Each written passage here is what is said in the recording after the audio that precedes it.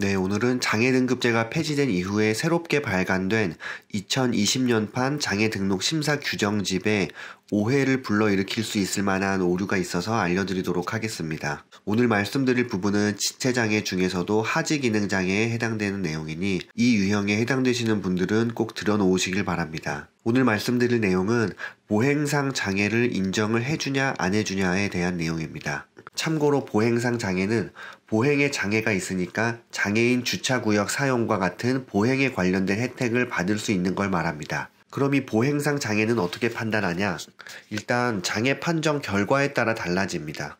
환자분이 받으시는 장애 유형에 따라서 어떤 장애 유형은 장애 판정을 받는 즉시 자동으로 보행상 장애도 있는 것으로 결정되는 반면에 또 다른 장애 유형은 그 자체로 보행상 장애에 해당되지는 않고 환자분의 현재 상태를 세부적으로 검토한 후에 보행상 장애가 있는 것으로 판단될 경우에 한해서 보행상 장애를 판정받기도 합니다. 그럼 무조건 인정해주는 경우는 어떤 경우고 세부적인 기준을 따지는 것은 어떤 경우인지를 한번 보겠습니다. 이 내용에 대해서는 장애등록 심사 규정집에 나와 있는 표에 명시가 되어 있습니다.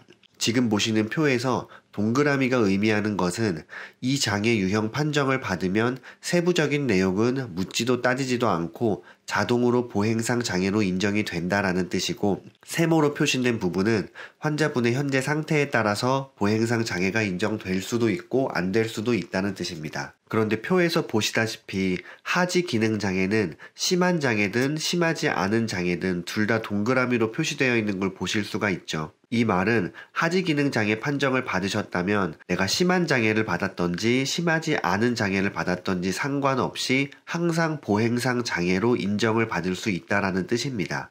그런데 같은 심사기준 책자의 다른 부분에는 좀 의아한 내용이 나와 있습니다. 하지 기능 장애 중에서 보행상 장애에 해당되는 기준이 제시되어 있는 거죠. 지금 보시는 것과 같이 장애 유형별 보행상 장애 판정 기준에 기능장애라고 되어 있고 1번부터 6번까지 항목에 해당되는 경우에 보행상 장애에 인정이 된다 라고 명시되어 있습니다. 좀 이상하죠.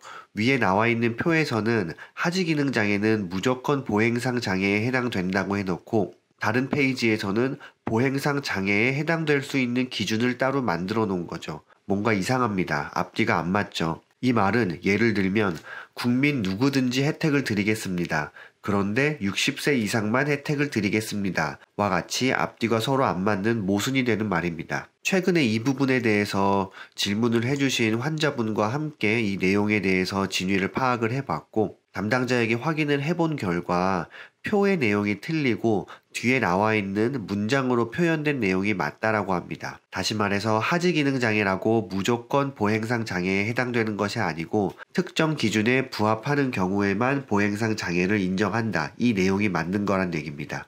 한마디로 표가 틀린 거죠. 그래서 이 부분에 대해서는 보건복지부에 민원을 넣어둔 상태고 아마 다음 버전으로 개정돼서 발간될 경우에는 이 부분은 수정이 되지 않을까 싶습니다. 장애 판정을 하시는 의사분들이나 판정을 받으실 환자분들께서 헷갈릴 수 있을 만한 사항이기에 알려드리도록 이번 영상을 제작했습니다. 도움이 되셨기를 바랍니다. 감사합니다.